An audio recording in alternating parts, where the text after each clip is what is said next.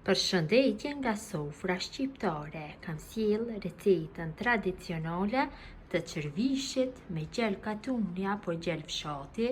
Mënyra e përgatitjes tradicionale, i shishëm, i thjesht për përgatitje, mbi të gjitha shumë ekonomik. Besoj se kam ju pëlqy kur ta shihni videon në vazhdim. Filloj me përgatitjen. Fillimisht morim gjelin, cilën e kam therrur, e kam pastruar dhe e kam përcjelluar në zjarr dhe bëjmë coptimin e tij. Gjithashtu kam dhe të mbrëmshmët, kështu.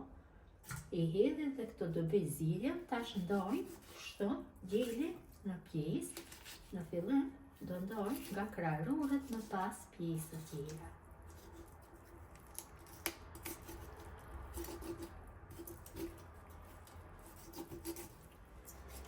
Pjesët e coptuara direkt i kaloj në tenxhere ku do bëj ziljen. Këtë mënyrë bëj coptimin e gjithë gjelit.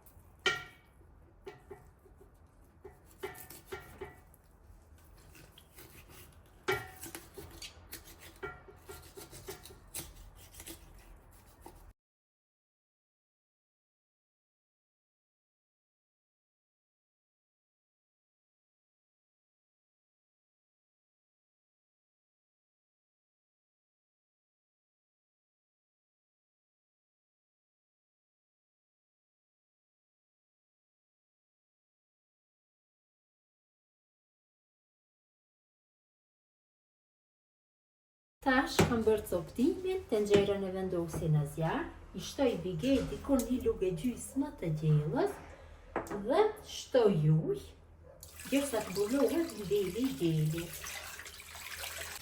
Kam shtu ujë, mjaftueshëm, ja vendosi kapakun, la një vrim që të kalojë avalli dhe kështu në temperaturë mesatare do e zim gjelin për 1 orë e gjysmë, rreth 2 nëse ka nevojë. Gjeli katunit apo i fshatit është zier, e largojmë nga zjarri. Gjatë zierjes nuk ka pas nevojë që t'i hedhim ujë, ka pas mjaftueshëm. Tash e largojna nga zjarri. Marrim kështu një tepsi. Dhe në fillim do e kaloj mishin në tepsi.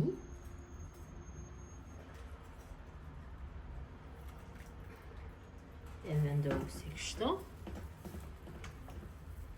Në gjithë tepsinën vendosi mishin.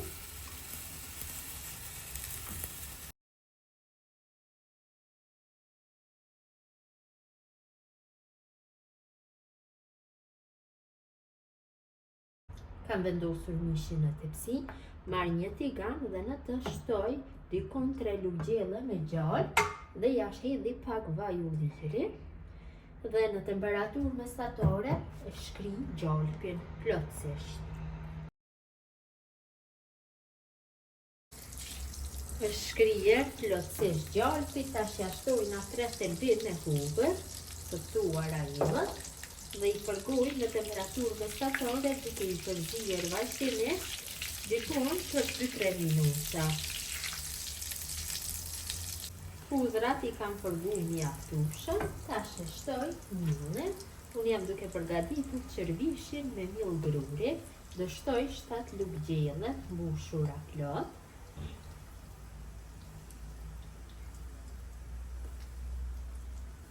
Tash masën e përzi vazhdimisht kështu. Pra temperatura është mesatare, derisa milli fillon të merr me ngjyrë kafe të hapur. Mirëpo përzierja patjetër duhet bëhet vazhdimisht, sepse milli më pas do digjet nëse nuk e përzi dhe qërvishi do merr një aromë shumë të keqe. Kështu e përzi.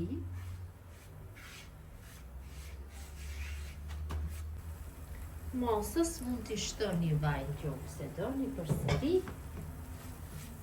Vetëm pak i kam shtu dhe tash do e përgoj millin derisa ta merr ngjyrën e duhur.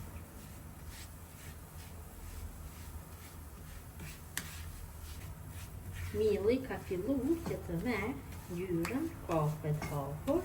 Tash e shtojna 1 lugë gjelle të mbushur plot me biber të koq dhe ulim temperaturën në minimale dhe përgoj kështu për disa sekonda që milli dhe biberi koc të bëhen bashkë.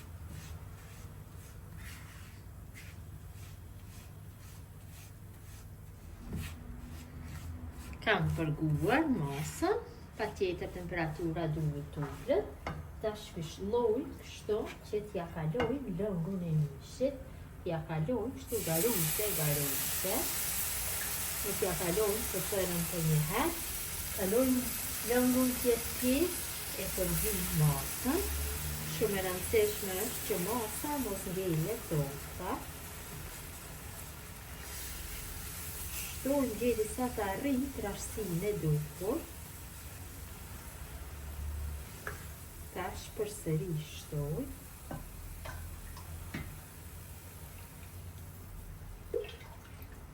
E përzim, temperatura patjetër duhet që t'jetë e ulë si që ceka, se për ndryshe nga temperatura e lartë, masa mund të kaloj nga ina, nga presioni i madh dhe ta bëj vendin pis.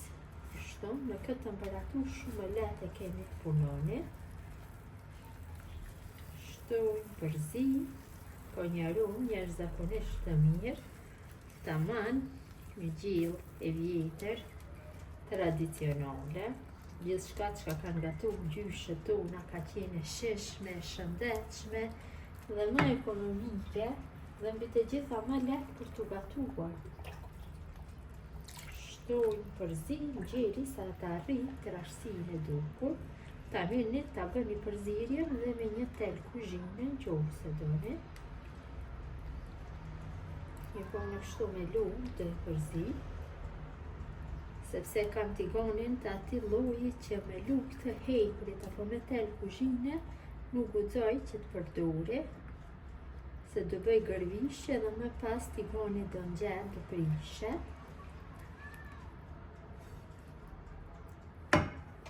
Shtojmë përsëri. Sekreti i qervishit me gjel katuni qëndron tek lëngu i mishit. Qervishin e bën lëngu i mishit shumë të mirë.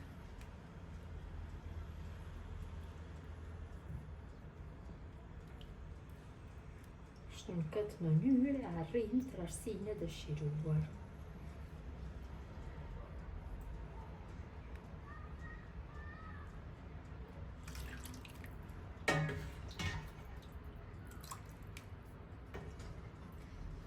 Kam arritur trashësinë e qervishit mjaftueshëm. Tash e shloj zjarrin në maksimum dhe zije qervishin për 3-4 minuta nga momenti që fillon të vlojë.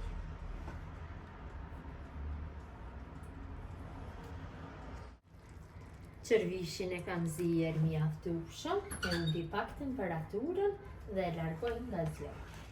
Këtu në tigan kam 2 lugë gjella me gjallë të shkrirë.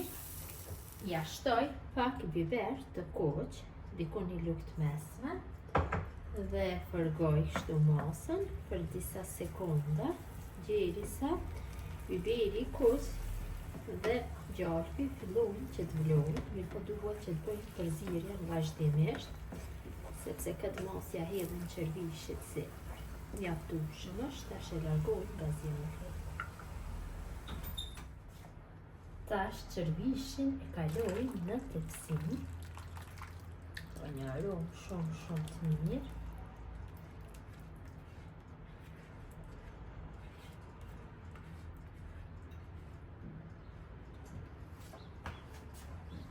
Sipër ja kaloj masën e përgatitur me gjalp dhe biber të koq. Kështu, sipër. Ndohen ta përhapi mirë.